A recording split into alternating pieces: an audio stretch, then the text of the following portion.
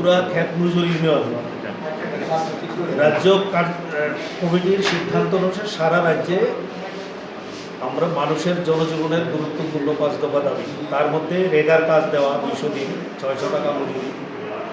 অতি মহামারীর সময়ে আমরা চাইছি যে পরিবারগুলো 7,500 টাকার নিচে আয় কর দেন না, এরকম লোকদের 7,500 টাকা করে তাদেরকে সাহায্য করা।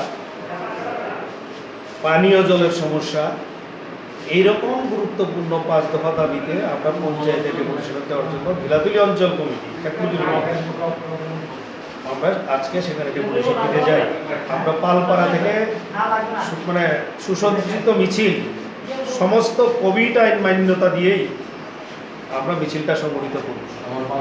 রাস্তার মধ্যে হঠাৎ করে পুলিশ এসে আমাদের জিজ্ঞেস করে যে আপনারা পারমিশন নিচ্ছেন কিনা, কিন্তু লক্ষ্য করার বিষয় বিজেপির কিছু দুর্বৃত্ত বাহিনী 15-20টা বাইক আমাদের মিছিলের পাশ কেটটা তারা অশ্রাব্য ভাষায় গালাগালি করে তারা মিছিল সংগঠিত করে।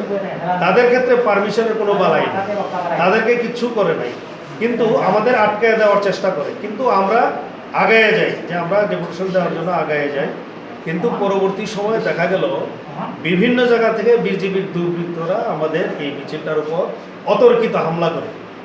তাতে এখন পর্যন্ত খবর আমাদের 4 জন সহকর্মী বন্ধু যারা এই সংগঠন করেন এবং তারা সিপিআইএমের সদস্য, তাদের উপর হামলা করেন এবং তারা মারাত্মকভাবে আহত হন। আমিও তাতে আমি আক্রান্ত হই প্রচণ্ডভাবে, আমার মাথায় আঘাত লাগে, প্রচণ্ড পরিমাণে রক্তপাত হতে থাকে এবং আরও 2 জন কবরে যেখানে আছেন, আরেকজনকে উদ্ধার করতে আমাদের কষ্ট হয়েছে, ওনাকেও নিয়ে আসা হচ্ছে হাসপাতাল। মানে এই আক্রমণটা যে বর্বরচিতভাবে করা হয়েছে, এটা কি পুলিশের সামনে হয়েছে? পুলিশের সামনে।